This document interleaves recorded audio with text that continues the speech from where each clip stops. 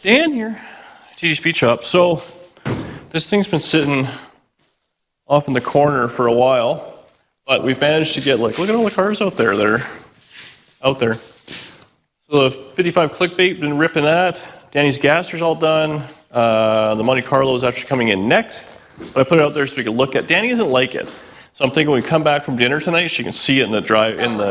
Yeah, you'll like it. I like that car. It reminds me of my high school youths.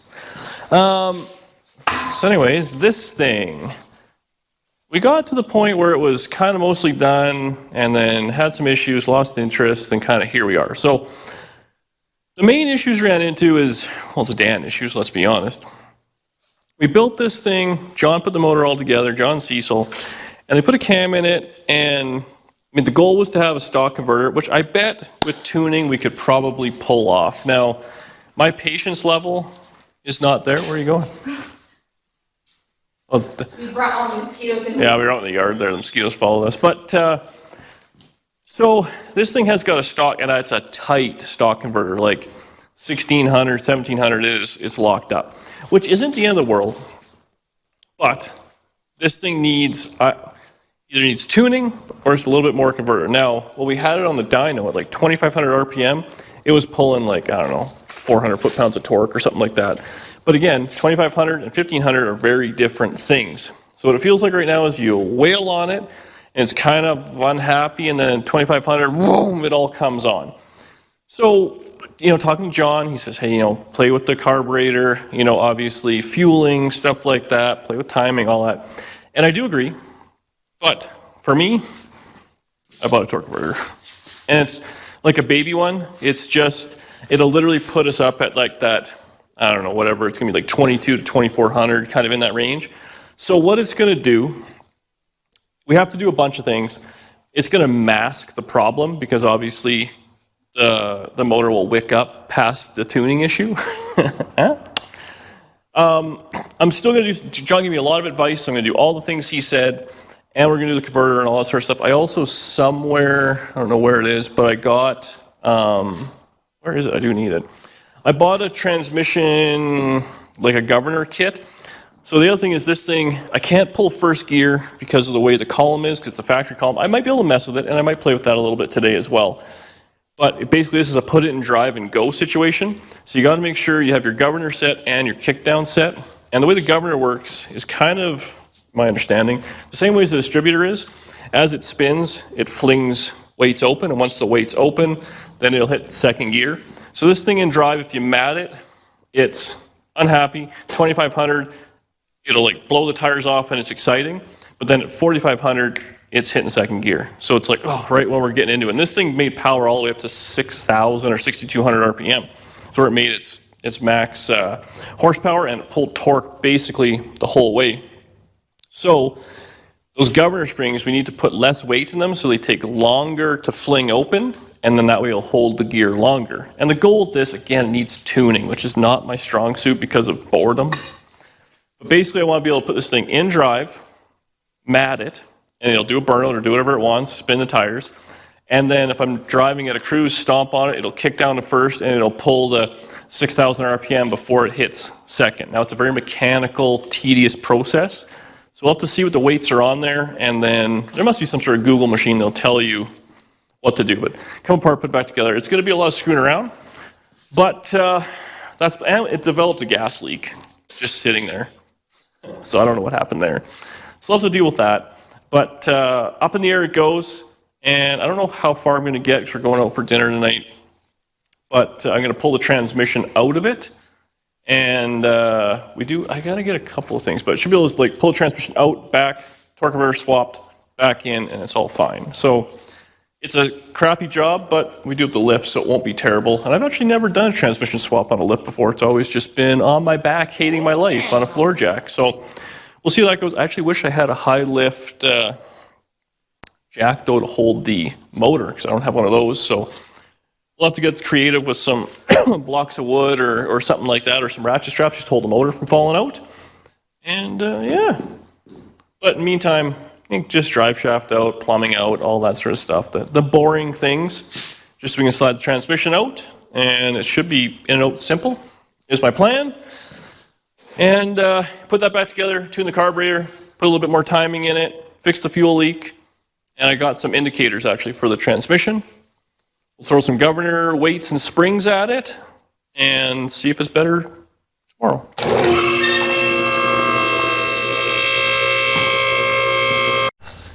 So this actually shouldn't be too bad of a job.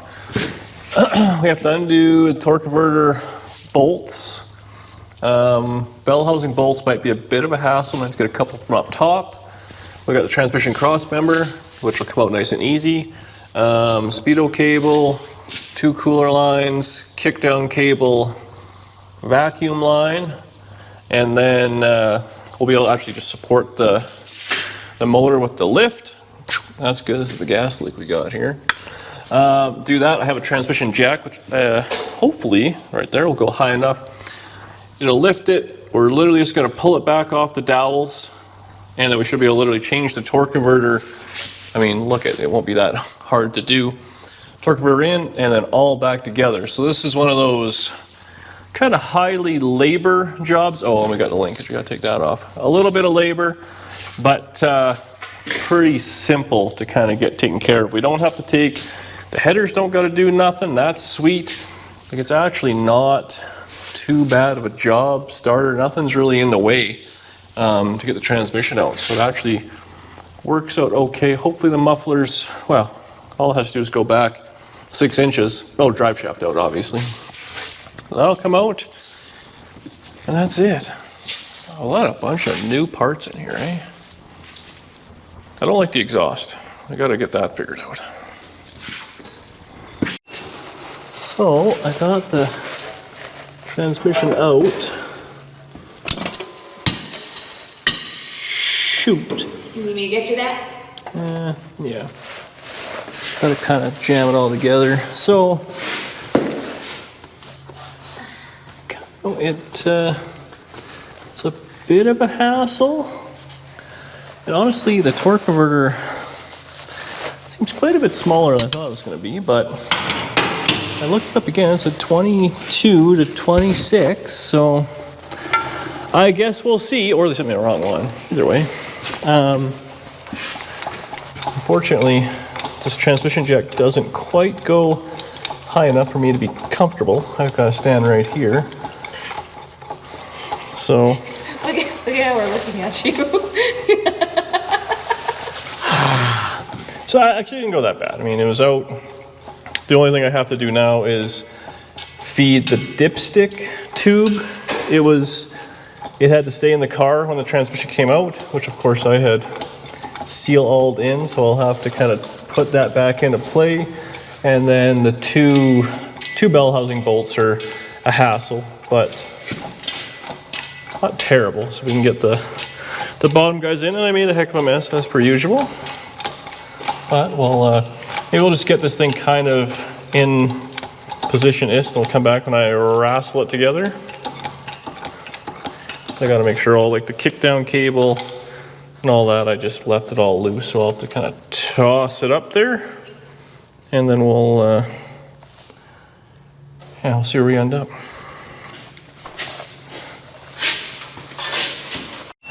Okay, so this is the kind of awkward bit, because we got to get the dipstick tube kind of dialed at the same time as everything else. I want to put a little seal-all in it before I guess I can do the tube. Kind of jam it in there. So the problem is the dipstick tube kind of wants to go straight up and down, but you have to pull the transmission back. This is ugly. Whoops. So everything's just kind of a bit of a puzzle. But we're making some progress. Okay. Oh no. No, it's all buggered. Nope. Nope. Oh yeah, it's bunged up. Get that in a little further. Nope. So I have the dipstick tube on the wrong side of the transmission. How are we gonna get this fixed? I guess just kick around a little bit maybe. We're in the ballpark. I'm just gonna carry on talking to myself here. We believe in you. Oh, really? Yep. Okay. Well, that's gotta be. Oh, that light's burnt out. Is there another light here? Let me go.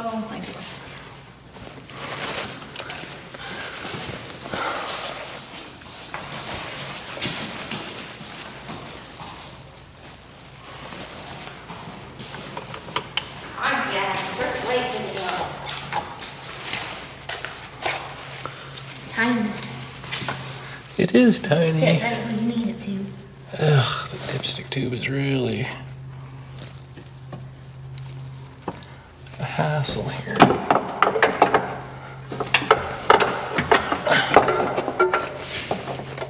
What if I just kind of deal with it after? I can't see a flip-flapping thing though. Oh, actually we're good. It's installed. Mint. Unfortunately, this is still kind of not planned here. Oh, maybe that's better. We have to kind of get that started. So, all we got to do is get this on the dowels, which I think the hoist isn't as hoisty when you're. It's not as tall as I want. So you can adjust this just to make sure it's all, oh, anchor. On there, we got it on the dowels, which I think it is. I'll put a couple of bolts in there to hold it. And then we can actually put the transmission crossmover back in. And the wide stance I got, it's pretty good, eh? Power stance. You're like a Jonas brother. Is that what they do? Yeah, I think they have wide stances when they play the guitar. Really? Yeah. Rock star playing. Like you said, power stance. Well, I am a bit of a rock star. I have a friend named Grant. He plays electric guitar. And I folk bands until we call him Power Stance Grant. You don't have a friend.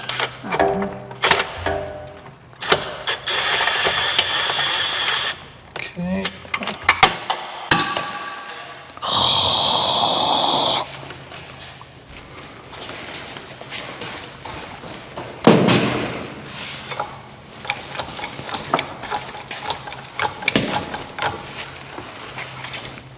Thank you. Welcome.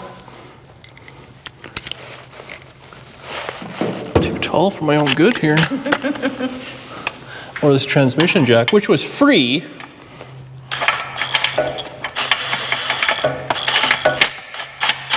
I gotta like weld a little extension on her. Yeah, okay. So we got 2 in. That's cool. Now we'll get this guy.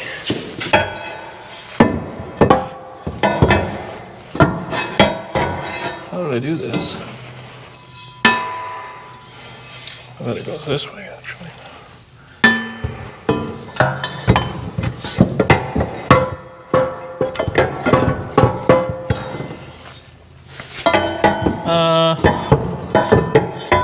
It came out so easy. Oh, there we go. Oh, this is in the way. It's caught up on the Does it go? I think it goes under that. Can you just shout out my music? It's the emergency brake.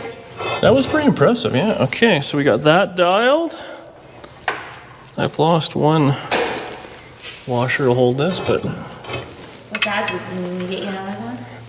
I think it's actually 7/16, which I probably don't have another one. But I do have the bolt, and that's all that really matters. We can come back, put a washer on it down the road. I got a washer. Thanks.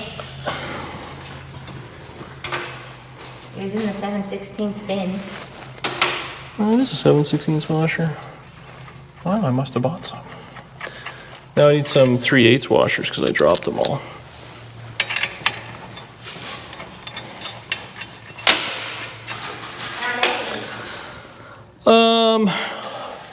Like 8 or whatever you got.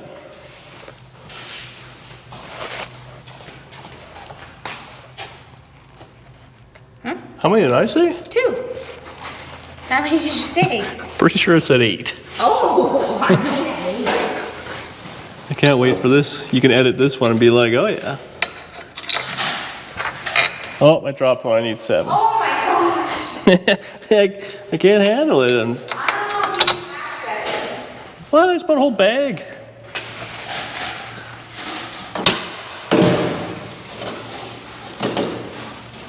Gold ones? Oh, they're in the 3/8. Scoozy. Found 3. Aren't these all? Oh, that's not even labeled. Oh, these are 5/16, but they'll work. Well, this one, well, it's 3/8, 5/16, quarter. Well, I'm not a scientist. Nope, that would be reading, which I thought you graduated with that degree in reading. If I learned anything from my university career, it's that D's get degrees. Ah. Well, if you would have read that, you would have been able to figure out that the... I didn't read it. I didn't read it. Somebody There told me. it is. Oh no. So anyways, put the transmission in. Really, it's not too big of a deal. It's just a little bit of a hassle. But now if we get the cross member in there, which, where are all the other cross member bolts? You'd think I would have these. And in your pockets? Well, I'm wearing different pants than I was. Why don't we go check the bathroom? Oh, just grab some more bolts. Bolts are cheap. My anger is long. Oh, I don't have the right ones. Son of a gun. Well, you know what? These will work. Watch your head beside you. Head beside me. Okay, those are cool. Actually, these are corrective. But once we can get the friggin' transmission jack out of here, I can lift it up a little, and if I want to use the transmission jack to jostle it, put like a block of wood in there or something for some height. Okay, that's one. Now this will hold it. The crossmember's gonna hold in the back, and then we got some bolts in the bell housing, and it's on the dowels, so it can't go anywhere. And again, I've said before, but same goes for here. When you're putting the transmission in, you want to make sure it's on the dowel pins. You don't want to bring it in with the bolts or nothing. But I think we're pretty well dialed here. So now we should be able to drop that down. That's cool. Take this ratchet strap off. Hopefully it's not gonna. Also, always strap your transmission to your transmission jack, because bad things will happen if you don't. A lot of them come with a strap on them. No sneezing, please. There we go. This thing does take 17 years to drop down, so By all means, move it a little bit. it was free. Well, my 140-pound frame isn't pulling it down.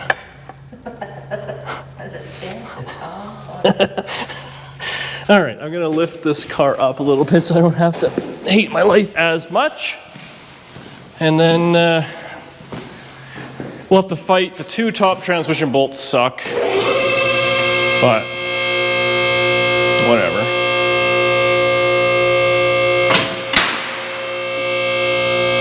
Do you want us to let you fight in peace?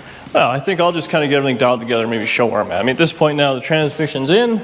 It's just a matter of putting some more bolts and stuff in, make sure the torque converter will fit, which it does. Everything's lined up mint there. I gotta put my 2 cooler lines back in, a vacuum line, speedo, drive shaft, and we're all cool. Why? You know, the best part is this was free. So I'll fight this for years instead of It's the Mur way. buying one. This is Mur. My inner Mur is coming out. Looks good. Good job. Thanks. We'll see you back here. We'll check you later, yeah. So we got the transmission in, torque converter's bolted up. This torque converter, it's way too small. It's gonna be loose, which is not what I wanted, but whatever. Order another torque converter and we can always change it out. I mean, we probably have, maybe I worked an hour and a half before dinner, maybe another hour and a bit after, so 3-hour job. So they just send you the wrong one? I don't know, I'll have to double check and see. Like my Amazon said I don't know if it's wrong, but just when they're this small, like I was not expecting that. But of course, I opened the box after the transmission was pulled out of the car. So the option was leave it like this and order what I think is another one, trust whatever's going on, or put it in like this. Worst case, be a little sloppy. The whole thing I want a stock converter with is I wanted to tow with this thing if we wanted to. And with a loose converter, you know, can't really do that. Anyways, got all the bolts in, that's all done. I just wanted to show one little thing here because I learned this years ago. So you have to get some bolts way up. I don't know if you can see it, but you can see like the orange of the motor or the transmission bolts. So there's a bolt there that holds the transmission dipstick in, which is a nightmare. We can't see it, but we'll take your word. So they actually sell a long extension, which I had in Manitoba, but use a swivel. I put a little piece of tape on it, eliminates how much swivelly it is. And then you can kind of, you can see this now, feed your way up. So that's on the bolt like that. So that's how much extension Back up, we can see now, but... and all that you need. So it just goes to, like, it's no man's land. But then you can also get, oh, of course I knocked it off because I used every extension I had. But then you can use it for whatever. So just a little piece of tape makes it less swivelly. Now, if you have Mac or Snap-on stuff, you don't have those issues, but us low buck stuff. Crossmember's in and tight, vacuum's on, that's in, drive shaft in, all that's done. Now, what we're left with, so the way these transmissions, they're very simple. You have your vacuum, that's gonna control your upshift. And I think this one's actually adjustable, the screw in there, but basically under like low vacuum, it'll shift faster. Under low vacuum, it'll shift higher. Under higher vacuum, it'll shift kind of quicker. So basically at wide open throttle, when you have no vacuum, it'll hold the gear longer. That's how that works. And if you're just putting around, it'll shift a little quicker. We have our kick down cable, which is like a mechanical pull, which is that steel braided thing. I don't know where it goes right here. So that's that. And now the last thing is, I think it's behind this cover here, is the governor and governor. So I bought this kit, which was overpriced. I think it was $125, B&M. But basically what it is all these are little weights. There's different springs. I'll take it out and there's basically, it looks almost like a little distributor. There's a little gear drive in it and some weights fling open. And I believe, I'll read the instructions, but as it's spinning, when the weights fling all the way, that will then upshift. So if the weights are too heavy, obviously centrifugal force makes it go quicker. So if you put some lighter weights in it, so guys, they'll drill holes in this, they'll do all sorts of things to make it lighten up. So it takes longer, more rotations, like more RPM for it to open up the weights, for it to upshift, which is what we have to do on this.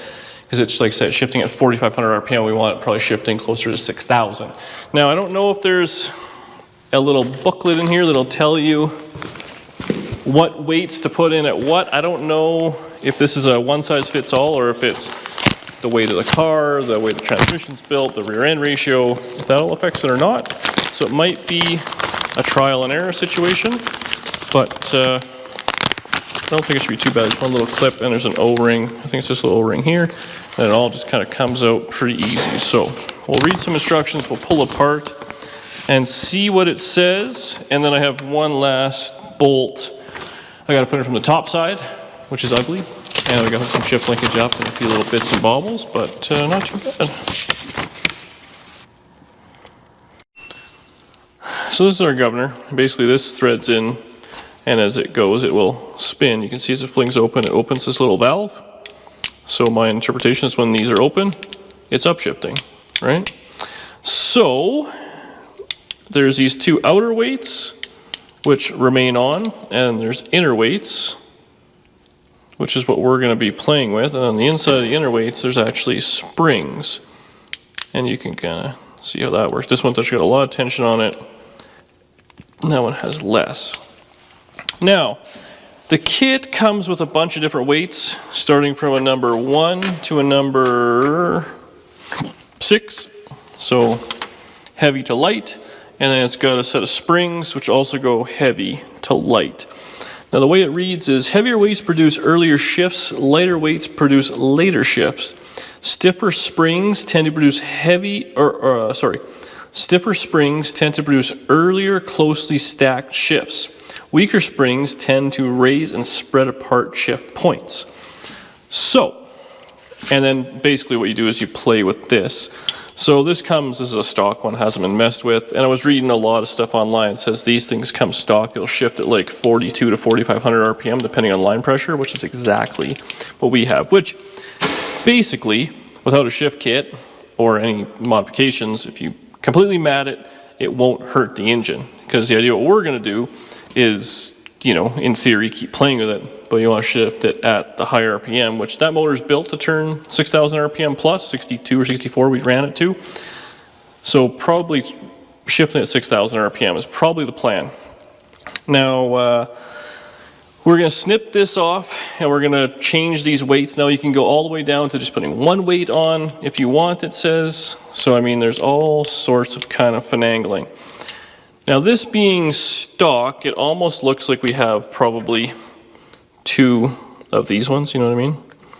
So I think what I'm going to do is step 1 is we'll go a couple of steps. I think we'll probably do these 2, or maybe these 2. We'll have to do a little research. Sorry, can you show the first 2 again? Well, these 2, that's what we're going to do. So we got basically 2 of those. And I'm hoping I can do a little research. I'd like to know what each weight changes. Now again, each transmission is different because of line pressure. But let's say 2 of these shifts at 4,500 RPM. Okay, you change out, you leave one of these and one of those, and now it changed, at 47. And then, okay, well, you put, this one and this one, well, now it's 5,000. Like, I feel like we have so much ground. What it recommends doing is 1 step at a time. I don't think we're doing that. When you're shifting at 4,500 RPM and you want to get up to over 6,000, I got to think the maximum a lot of stuff is saying is it can shift up to 7,000 RPM, which I would assume would be like one of those and no weights. So if we do those 2, hopefully it'll take us up to the 6,000-ish. And I'll just be aware of it. And obviously if we're at 6,000 RPM or 6,200 RPM and it hasn't upshifted, just take your foot off the gas and be aware of it. The only thing with this now is the tuning it means wide open pulls. So I think we're going to do that. Well, like I said, I'll do a little research. I'll put either these 2 or those 2 in. We'll see if there's some sort of math on the internet. And then we'll put in the 2 center springs. So we have in here, there's a blue spring, which if you look at this, that's the heaviest one. And then this one looks like a white spring, which I don't know what that would be the same as. Maybe it's, light. I don't know. Oh, no, yeah. So I don't know what we got, but I assume it wouldn't have a super heavy spring and a super light spring. So it's probably equivalent to like a green or something like that. So we're probably running like those 2. So we'll take 1 step and maybe go down to like these 2, is what I'm thinking. And that'll give us a good baseline, and I'll write this all down so I won't forget. No, we'll watch the video and go from there. You snip off these little nail things because they're kind of one-time use, and it gives you pins and little C-clips to kind of hold it all back together. So we'll do that, we'll slap her in, and I think that's probably where we're going to end this, because this is some junk side cutters we have here. I think it's probably too late to be doing Yes. wide open pulls down the highway, but maybe that'll be a test drive video down the road, but this will just kind of show you how it works. Right? And maybe we can see what the torque converter does if it's going to be super loose, and I'm going to regret my choices at life.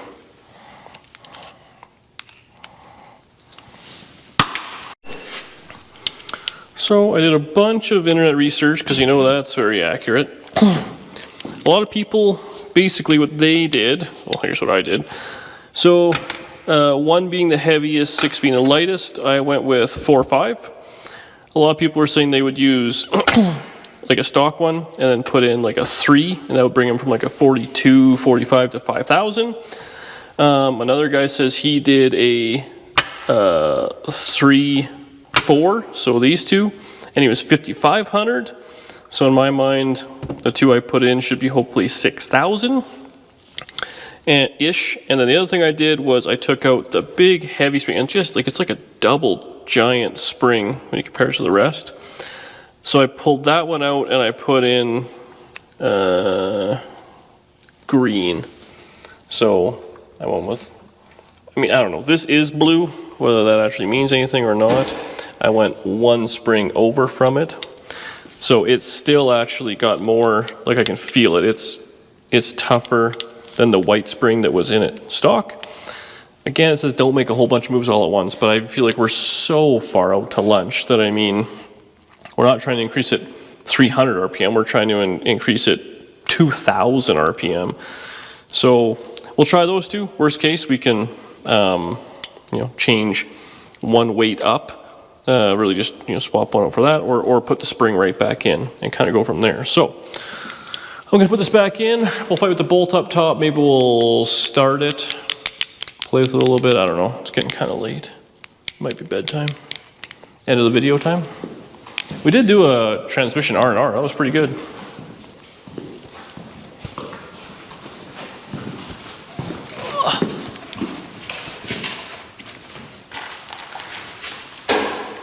This just literally fits in like that. And then we're gonna knock this little cover on. I had to knock it, it's got a little O-ring in there. Oh, that's definitely not all the way in. What's wrong? Oh, there we go. Doty. I wish I had a mallet, but I have a brass hammer, so that's basically the same.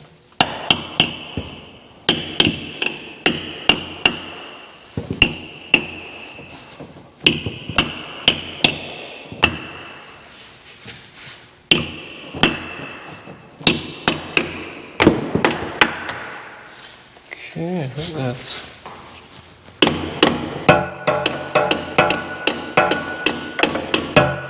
Is there a light?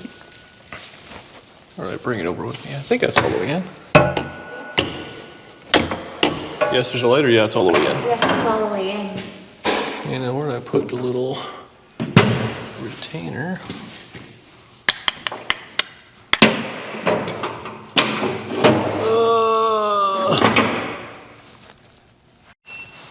There's just this little retainer clip.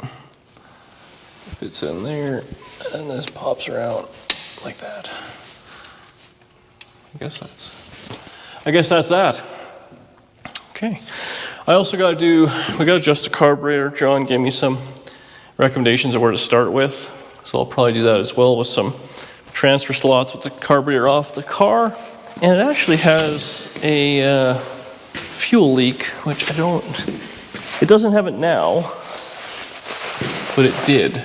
So I don't know, it made a heck of a mess in the driveway, actually. I wonder if it's just this little piece of hose or what. I can't tell. We'll drop her down, pull the carburetor off, and we'll end this video. All right, so the carburetor's off. Now this is a pretty trick deal. So it's a boost reference for the blower. Calgary FST kind of put it all together for me. Now we dynoed this thing, you're dynoing it wide open throttle. So that's where obviously, that's where the dyno's a funny thing for me. Everyone's like, you have these dyno numbers, but if you can have a great dyno number, but if you don't have the tunability and the drivability, it don't matter. That's great that it's making power at 6,000 RPM, but how is it getting there? So this thing here, we have these little, probably terrible to see, these little transfer slots there, and there's actually some on the back as well. So when you open the throttle, some pop over there as well. So they're not open at all on the back, and they're open a little bit too much on the front. So this is John's advice, which I actually should know better, but basically you want as much transfer slot showing up and down as it is wide, if that makes sense. You want to make it into like a little box. So we're going to take some idle out of it. Just give it a little bit there. I don't know if that shows, but it's probably terrible on camera. It's now as tall as it is wide. Now the back has nothing. Now this thing being kind of a cool carburetor, you can adjust that, I think. Can we adjust it right here? Is this the adjustment for it? Hang on. Oh yeah, that's it for sure. So typically a lot of carburetors, you can, on a double pumper, you can adjust the rears, it's underneath. But this has a little adjustment screw here, so we can actually adjust the idle with that. So we're gonna do the exact same thing. It's a little more complicated. But, where are we there? So, like that.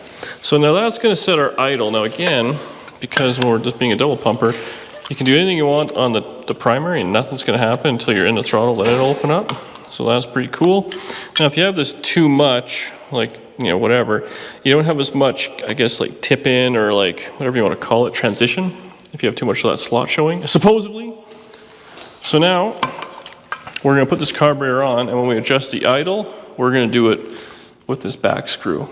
And I'm probably going to put a little bit more timing in it while we're at it tomorrow. But I think that's it for a night. I'm ready to tap out and try again in the morning and get a bunch more stuff done. And I don't know, maybe we'll take it for a test drive, or maybe we'll just tune it up and save a test drive for another day. It was a lot of work today, a lot of work. Well, it's the next day. We're out for a little test drive. So we got this thing running. Oh, I had it actually, well, kind of 13 or so to 1 in gear. I guess I can lean out a little bit, but it cruises nice. The converter's a little sloppy, but, and now we have, I believe we have first, yeah, because that's neutral, so drive 2, 1. So we actually have that, and now it'll just blaze tires.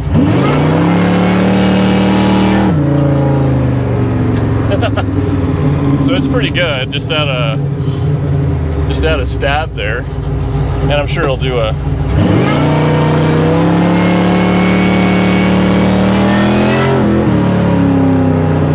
the seat is not bolted in all the way or something, so that's cool. And then I guess the only other thing we gotta see is what it'll do in drive.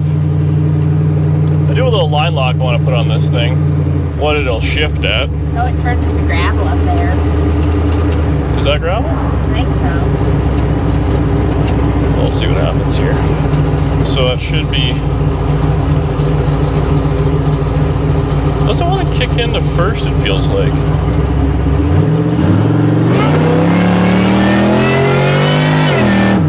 Okay, so that was 5,500. So that's the right-ish thing. Oh yeah, it's definitely a little gravelly here. The seat is... I've never had that happen in this thing. It's definitely not bolted down properly. It's still kind of... The brakes feel funny. I don't know what it is, but I want to like... I think it wants to push through them a little bit. The converter's definitely a little sloppy. But like a cruise, it's like 13 and a half, 14. See if it'll go into high gear here. Oh yeah, 14 and a half. It holds second for a long time. There it goes. It's a little excessive, but not terrible, I guess. It wants to push through the front brake though. I don't know. We got a line lock on the ground here.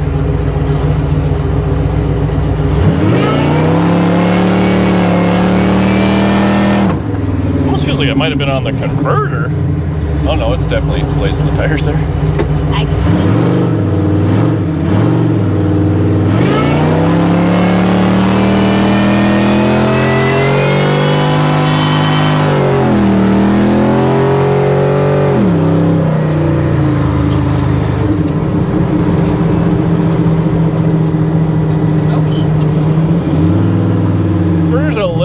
Side, but not terrible. And the brakes feel like they feel very soft for some reason. So, I don't know what that's all about. But, You need to bleed them a little? I don't know what we need to do. Something.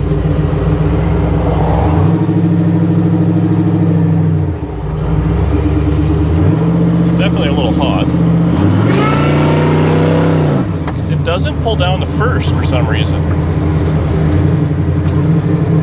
Unless you're like, yeah.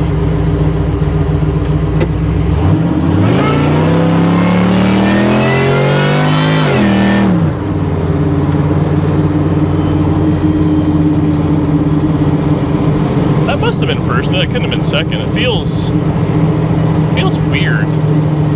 Still needs some more transmission tuning. It does sound like a Banshee though, eh? Wonder what so this guy goes with. Oh. First is barely on the docket there.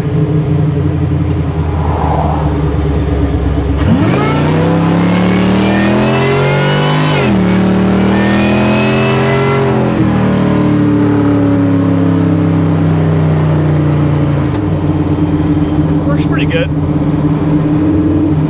I don't know, we'll see if I guess the kickdown works maybe after these tracks, but